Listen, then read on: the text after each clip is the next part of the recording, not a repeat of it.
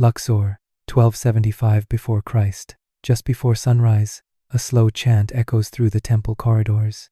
A line of young girls, draped in linen and silence, are led barefoot past towering columns, carved with gods who will not save them. These are not prisoners.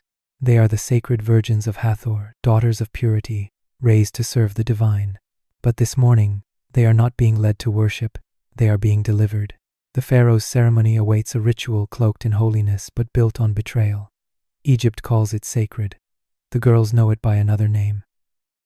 Surrender. In the heart of the empire, far from the dust and sweat of the common world, the temples of Hathor gleamed with white stone and rose-scented air.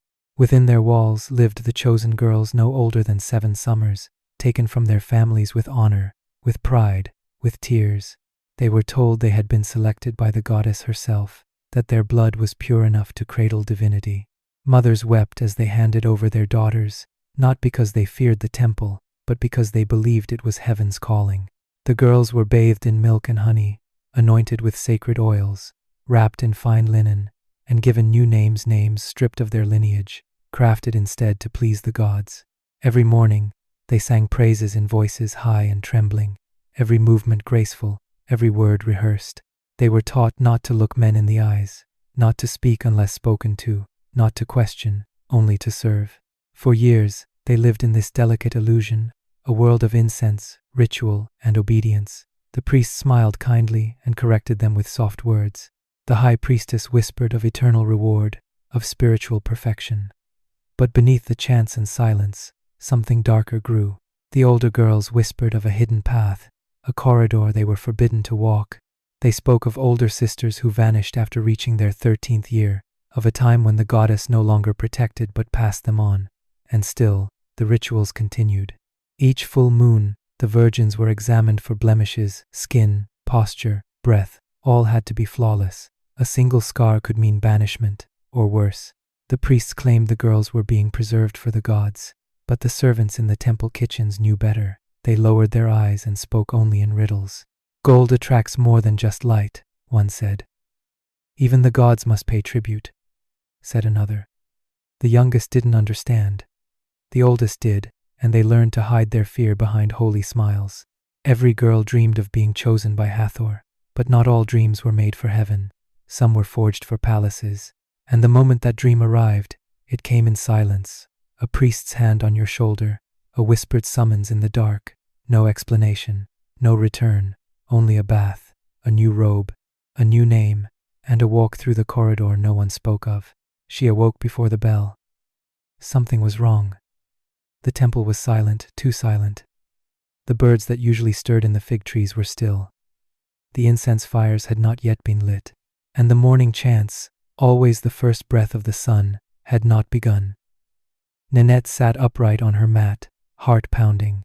She looked to the other girls, still curled in sleep, unaware. Then the door creaked open. A figure entered tall, robed in gold-threaded linen, his shaved scalp gleaming with sacred oil. It was the overseer of purity. No one ever saw him this early. He walked slowly, his sandals whispering over the cool stone, until he stopped beside her. "Rise," he said, "you have been chosen." The words did not sound holy, they sounded final. She stood, trembling. No time to say goodbye, no time to ask.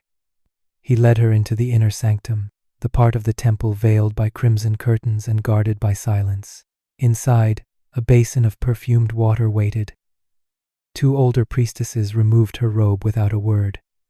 They washed her skin, brushed her hair until it gleamed, and smeared her lips with crushed pomegranate. She dared to speak. "Chosen for what?" One priestess met her eyes, but only for a second. "Your temple name is gone," she said. "You will be known now as Meret," a name she did not recognize, not her mother's, not her own. It meant beloved, but it did not feel like love. They dressed her in new linen, translucent and threaded with gold. They tied a sash around her waist crimson, like blood. When she looked into the polished copper mirror, she barely saw herself. The priestesses flanked her, one on each side. The overseer gave a nod, and together they began the walk. Not to the altar, not to the court of prayer, but through the forbidden corridor, the one the older girls whispered about, a tunnel of silence, lined with lotus columns and unlit torches, leading deeper into the stone belly of the temple. As she walked, her feet grew cold against the polished tiles, her breath shallowed, and with each step, a thought pulsed in her chest. This is not a path to heaven. At the end of the corridor, 2 guards waited. They were not dressed as temple men. These wore collars of bronze and bore rods of command. One reached for her wrist, fastened a thin gold band with an inscription she could not read. She was no longer a servant of Hathor. She was an offering, not to a goddess, but to a man who called himself a god. Behind her, the corridor was sealed shut. No one would speak her birth name again. The palace was not what she imagined. It was colder, quieter. Beyond the outer gates, past rows of stone lions and bronze fountains, Meret was led into a chamber, unlike anything she had seen. The walls were covered not in prayers, but in golden reliefs of the Pharaoh crushing enemies, receiving tribute, towering like Ra himself. She stood still, surrounded by silence, until a horn sounded from beyond the door. The guards stiffened. A figure entered. He wore no crown, but everyone bowed. His skin gleamed with sacred oil. His eyes did not blink. The High Vizier, "Begin the harvest," he said. At once, the chamber shifted. From side corridors, more girls emerged, 10, perhaps 12, all dressed like Meret, all bearing new names. No one spoke. No one cried. A line formed. The harvest ceremony had begun. One by one, they stepped forward. A priest read their new names aloud. A scribe recorded them on a scroll. A eunuch examined their hands, their teeth, their posture. Then came the branding, not with fire, but with ink. A sacred mark, tattooed just below the left shoulder, visible only under certain oils.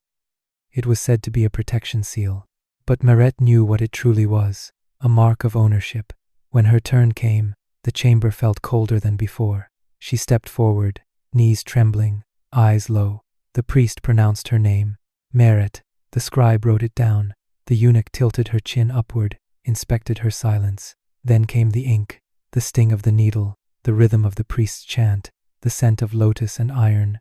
When it was done, a silk veil was placed over her head, not as a blessing but as a curtain. From this moment forward, she belonged to the court, not to the temple, not to the gods. The vizier stepped forward. "Some of you will serve in the harem," he said, voice like sand and stone. "Some of you will attend the royal court. A few, if the gods are generous, may enter the house of night." No one asked what that meant, because no one returned from it. One girl fainted. She was dragged away. Another began to weep. A guard struck her, not out of cruelty, but protocol. Meret stood still.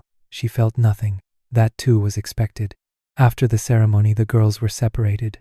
No longer sisters, no longer even equals. Each was assigned a new chamber, a new mistress, a new role. Meret was not told hers, only that she would be summoned after sunset. In the mirror, she saw her reflection, veiled, inked, and nameless. The goddess she once served was silent. The gods she now served watched from thrones of gold.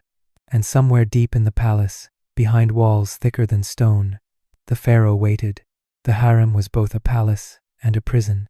Hidden deep within the royal compound, it stretched across a garden of still fountains and silken halls, walled off from the world by marble columns and silence. Daylight touched it gently, filtered through carved screens and perfumed drapes. From the outside it looked like paradise, but inside, the air was thick with rules. The women here were not wives, nor slaves, nor servants. They were something in between possessions, with breath. Meret was brought in after nightfall. 2 guards led her through a corridor lined with oil lamps and mosaic floors, their footsteps echoing against the stone. When they reached a chamber lit by flickering torches, an older woman stepped forward. Her eyes were lined in black coal, her hair wrapped in gold wire, her smile as cold as the Nile in winter. "You will call me mistress," she said. "You will obey before you understand, speak only when asked, sleep only when allowed, and never look upon the Pharaoh unless summoned." Meret bowed, not out of respect, but because her knees had weakened. The mistress gestured, and a handmaiden entered, a young girl barely older than Meret. with a soft voice and bruises hidden beneath her collar. She will prepare you. Do not ask where she came from. She is what you will become. That night, Meret was stripped again, bathed again, oiled and clothed in garments lighter than air. The handmaiden combed her hair and whispered prayers. Meret no longer believed. Around them, the other women floated through the chambers like ghosts, each beautiful, silent, perfectly controlled. Some had served for years, others for days. All of them bore the same mark beneath their shoulder, and none of them ever said their real names. In the harem, names were dangerous. They made you remember, and memory made you weak. Meals were taken in silence. Laughter was rare. Rebellion was fatal. Meret learned quickly.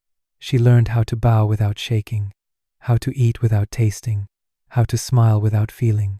She learned to watch the mistress's eyes more than her words.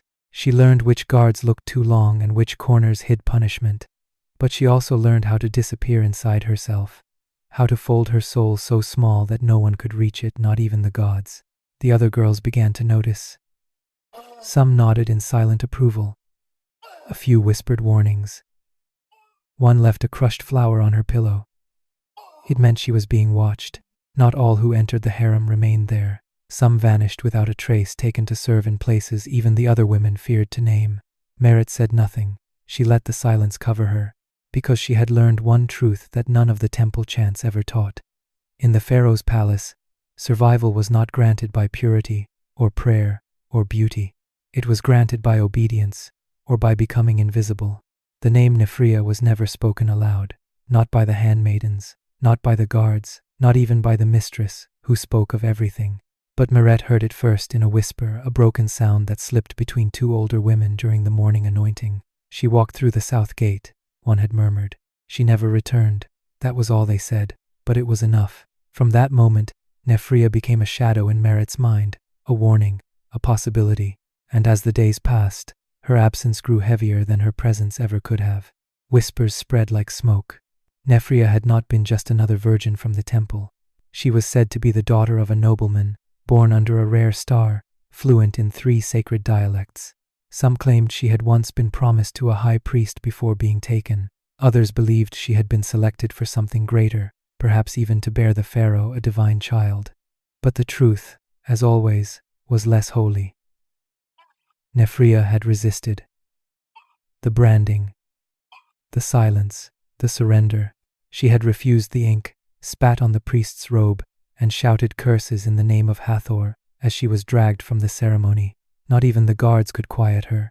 Her scream had echoed down the corridor like a blade, cutting through the palace walls. After that, no one saw her again.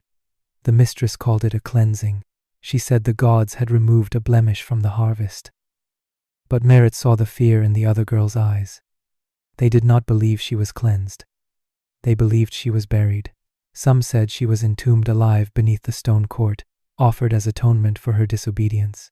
Others claimed she was still alive, locked in the house of night, a chamber so cursed no servant dared enter. There were nights when Meret swore she felt it too. A draft beneath her chamber floor, a distant sound, like a sob pressed between stone. And once, while walking the edge of the garden after moonrise, she found a single lotus crushed into the dirt. No footsteps, no wind, just a flower, bruised and wilted, where none should have grown. That night, Meret could not sleep. She pressed her hand over the mark on her shoulder and whispered Nefria's name, softly, not as rebellion, but as remembrance. Because in this place, the most dangerous thing you could do was remember someone who had been erased. And yet, she could not forget. Nefria had defied the ceremony. She had refused the lie, and for that, she had vanished. But even in disappearance, she had become something more than any of them. Not a possession, not a ghost, but a crack in the illusion. A reminder that holiness could be hollow, and that silence, sometimes, was just another name for fear. Years later, pilgrims would come to Luxor and marvel at its beauty. They would gaze at the golden obelisks, the perfect symmetry of the temple gates, the frescoes of Pharaoh seated beside the gods. They would read the sacred texts carved into alabaster walls, odes to purity, to order, to divine rule. But none of them would see what lay beneath, not the corridor of inked girls, not the chamber where names were taken, not the garden where crushed lotuses marked the graves of the forgotten. Egypt preserved its image well. It painted over its cruelty with light and ritual. The ceremony of first fruits was still whispered about by scribes as a holy rite, a bridge between flesh and divinity. But the girls who lived it knew better. They had felt the cold metal of collars against their skin. They had heard the chants twisted into chains. They had watched their sisters vanish into darkness and silence. Meret did not vanish. She endured. She became what the palace demanded, graceful, silent, compliant. But inside, something remained untouched. A small flame buried beneath all the veils, all the names, all the oil. She remembered her temple, her mother's hands, her real name, and she remembered Nefria. That was the part the ceremony could never brand out of her memory. It became her resistance, her quiet rebellion. Because Egypt's greatest weapon had never been the sword. It had been belief. It convinced the people that submission was sacred, that obedience was holy. It crowned cruelty with gold and called it divine order, and it buried every scream beneath songs of praise. But now you know, the Pharaoh's palace was not only built on limestone and tribute, it was built on girls, on silence, on the theft of names. They called it tradition, they called it holy. But holiness does not erase identity, and what they called sacred was, in truth, a sacrifice made in secret again and again, behind stone walls where no god ever spoke. If stories like this haunt you, disturb you, or open your eyes, subscribe. Forgotten Stories, Ancient World brings the truths they tried to erase back into the light.